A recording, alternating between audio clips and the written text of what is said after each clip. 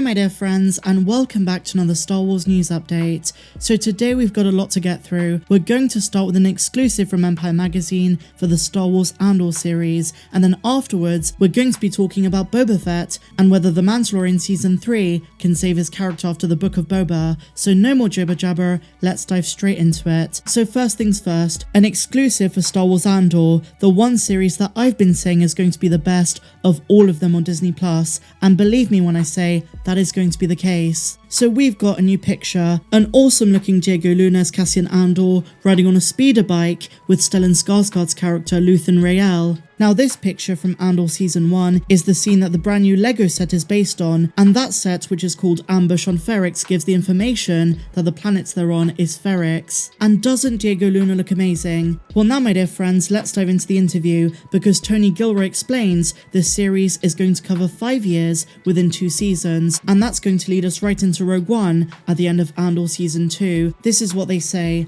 Among the swathe of news that came out of Star Wars Celebration this year, we learned that Andor is going to be big. The Rogue One prequel series telling the story of Diego Luna's Cassian Andor and the rise of the rebellion at the height of the Empire's power is going to be a story that spans 5 years, the first year of which will be explored in the 12-episode first season, starting this August. And the now confirmed second season will also consist of 12 episodes, spanning the other 4 years and leaving off right where Rogue One begins. That's a massive 5-year, 24-episode tale. And speaking to Empire in the New Issue, creator Tony Gilroy dug a little deeper into that structure and how the series will play out. This is what he said: "The scale of the show is so huge. Directors work in blocks of 3 episodes, so we did 4 blocks in Season 1 of 3 episodes each. That schedule organically led to Season 2's different structure.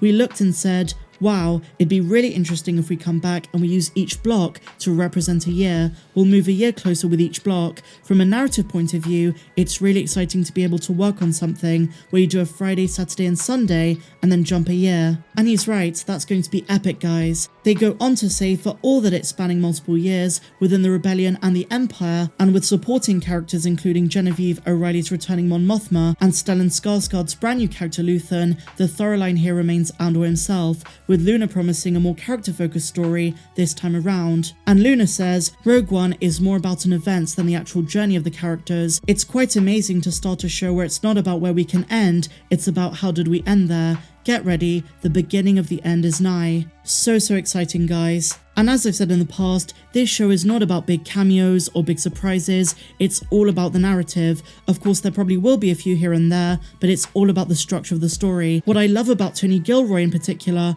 is that in his own words, he's a disruptor. He's going to give us something brand new, show us new aspects of the Empire and the Rebellion, and he even says he wants to introduce some new things into the canon, things we've never seen before that are going to blow our minds. Now this issue of Empire Magazine comes out in 3 days' time, and there's also going to be information for The Mandalorian Season 3 and Star Wars Ahsoka. Probably some more about Andor, so stay tuned. But now my dear friends, let's talk about Boba Fett. So about 3 weeks ago, Temuera Morrison came out and said that he hopes going forward, Boba Fett is going to be back to his old badass ways. He wants to play the character as he perceives him, the way a large portion of the fandom does too, whether that's in The Mandalorian Season 3 or a future second season of the Book of Boba Fett. Now Tem has been very open in the past about his grievances with the spin-off, both in terms of dialogue and decisions surrounding his character. For one thing, he wanted to offload a lot of his lines to Ming-Na Wen, and he didn't feel like Boba removing his helmet all the time was beneficial to the perception of his character, especially in universe. Now many Star Wars fans share those grievances as well as many others, and while the series was a raging success numbers-wise for Disney and Lucasfilm, the overall response to the series from fans was generally quite mixed. Of course, plenty of people loved it, and admittedly the show did have its moments of excellence. For one thing, Boba's character was certainly well developed and explored. We saw him undergo a meaningful and profound transformation from the life of a bounty hunter to a daimyo who wanted to make a difference on a planet he spent time on with the Tuscans following his escape from the Sarlacc. A sort of rebirth, and that symbolism was excellent, but the story itself as such a legacy character did not deliver for so many fans, and it's not really hard to see why. As a show about a character with as much history and lore that he has in the original trilogy, Attack of the Clones, The Clone Wars, comics, novels, and so on, to say there were a few missed opportunities is an understatement. Apart from the 2 Mandalorian-centric episodes which ironically were the highlights of the season, the Book of Boba Fett did not do justice to the legendary bounty hunter, and the question many of us had was, how did Robert Rodriguez get him so right in The Mandalorian Season 2 and yet miss the mark so dreadfully in the Book of Boba Fett? Well, there are lots of theories. Some say that his Mandalorian episode was better planned to suit the story of Din and Grogu, whereas the Book of Boba Fett suffered lack of direction, poor writing and execution, and others believe the explanation is that Boba was always best as a supporting character, not as a main one, but I disagree with this. Comics like War of the Bounty Hunters, Star Wars Omnibus, Enemy of the Empire, and so many others all prove that you can tell an epic story with Boba Fett as the lead character. And even though he's at a very different point in his life in those comics compared to the Book of Boba Fett, there are still plenty of aspects of Boba's character that translate well now that he's daimyo. I mean, you literally have a series where Boba has a lot more power than he ever has done, and yet the show suffers from not knowing what it's trying to be. A concept like Boba deciding to rule with respect in and of itself was an interesting idea, especially when you couple it with Jon Favreau comparing him to the Godfather. But the series failed to establish avenues for Boba to thrive in that role. For example, the Hutt twins, they were set up as an enemy before then being a fleeting presence who didn't really add anything to the series. And when you talk about Cad Bane, he was introduced far too late into the show, in the second half of the penultimate episode that focused on Luke and Grogu. And then as the big main villains of a Boba Fett story, it was so disappointing it was the Pike Syndicate, with the Marvel comics setting up a war of crime syndicates, including the remnants of Crimson Dawn, Prince Shizor, and others. It's astounding that in a series about one of the galaxy's most feared bounty hunters, the Pikes were the main villain. I thought that was really disappointing. Now look, we can go on about the Book of Boba Fett all day, but the point of the video is, with Tem set to return as Boba Fett in The Mandalorian Season 3, how can the season salvage his character and bring him back to form?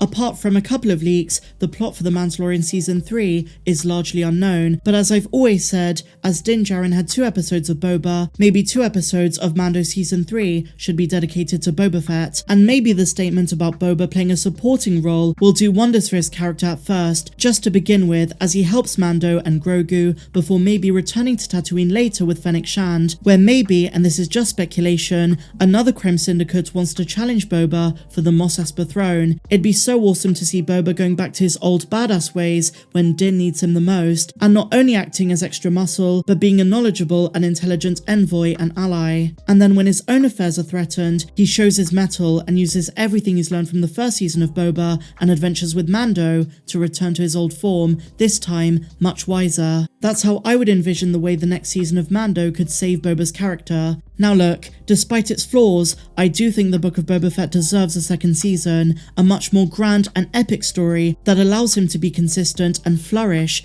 based on the mistakes of his past. He was bumpy as daimyo in Season 1 to begin with, as anyone would be in that position, but in Season 2, to establish him as more of a Don Corleone would do justice to those who love the Book of Boba Fett Season 1 and also fans of the old character by continuing to show us his progress. So share your thoughts in the comments down below, guys. Do you think Boba Fett's character can be saved in The Mandalorian Season 3? Why so, or why not?